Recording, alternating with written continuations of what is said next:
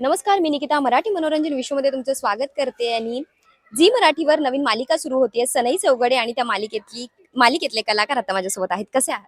खूप मस्त मजेत. जोडी फार छान दिसतेय.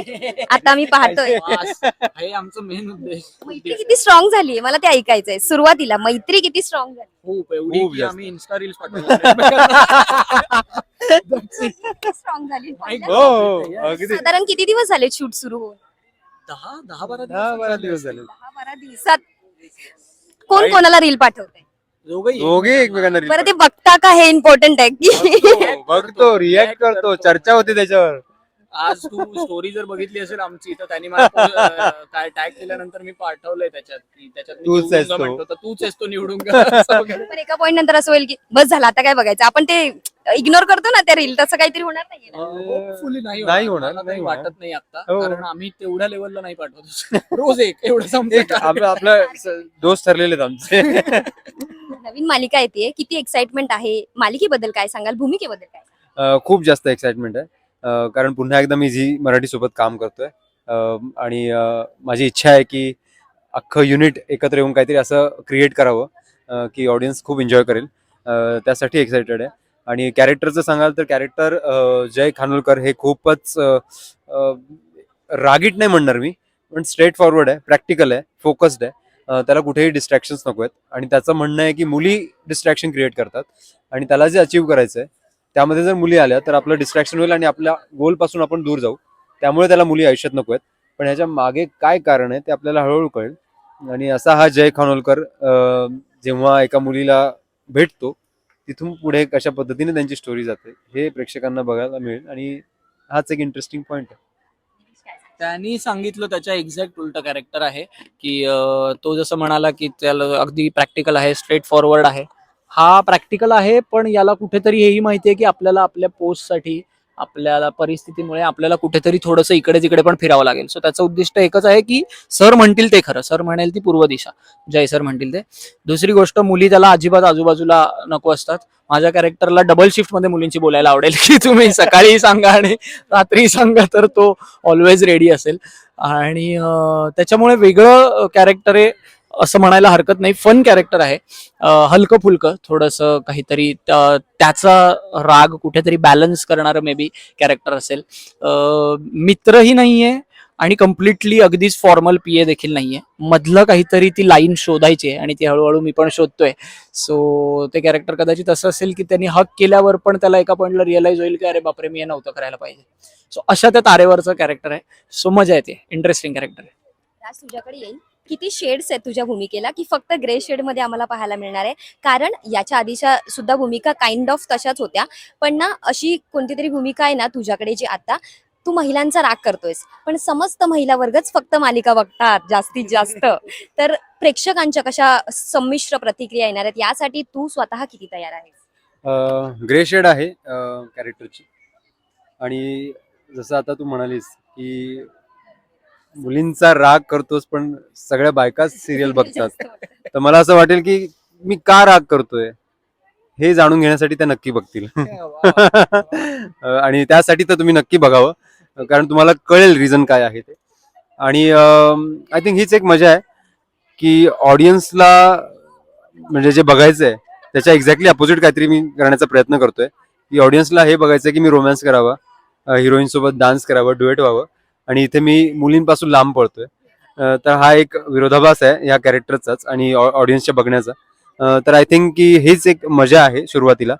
आणि ह्याच्यातूनच पुढे हळूहळू जेव्हा त्याचं रिझन कळेल किंवा पुढे ती मुलगी जेव्हा आयुष्यात येईल तेव्हा कशा पद्धतीने हे कॅरेक्टर बदलेल, कारण तो बदल महत्वाचा आहे आणि तो बदल घडवणं हे एका मुलीचंच काम आहे आणि ती मुलगीच करते.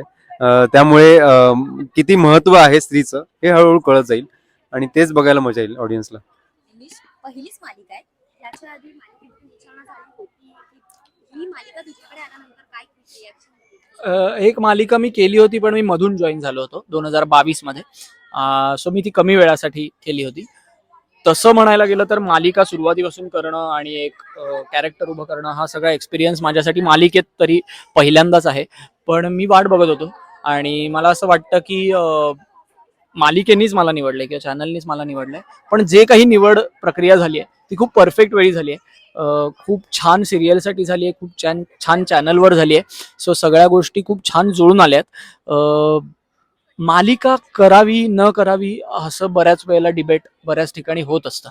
मला असं वाटतं की मी हे कोणाचं तरी उदाहरण, आता मला नाव नाही आठवत, कदाचित आठवेल थोड्या वेळाने, पण कोणीतरी असं म्हटलं होतं की मालिका करत राहावी, कारण तो तुमचा रियाज आहे.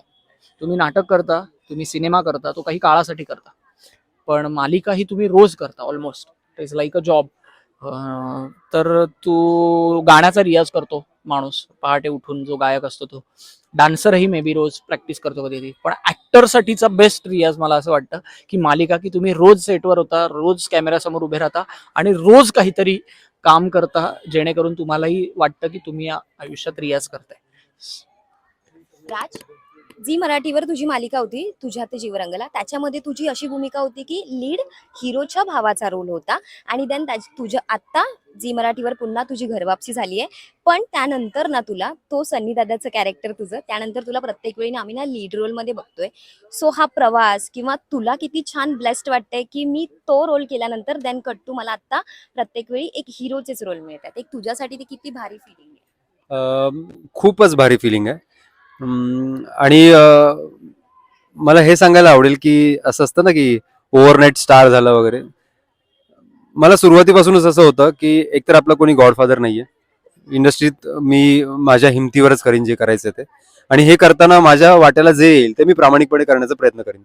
सुरुवात माझी तुमच्या समोर सनीदादा म्हणून झाली असली तरी त्याच्या मागे 5 वर्ष आहेत. कारण सनीदादा म्हणून मी 2016 मध्ये आलो, मी सुरुवात 2010 साली केली आहे. आणि तेव्हापासून मी अगदी ज्युनियर आर्टिस्ट असतील तो रोल झाला, वन डे टू डे असेल, असे कॅरेक्टर करत करत. पण माझं एक डोक्यात होतं की मी जे, जसं हा म्हणाला की एक कॅरेक्टर उभं करणं सुरुवातीपासून, ही प्रोसेस अनुभवणं हे खूप गरजेचं होतं.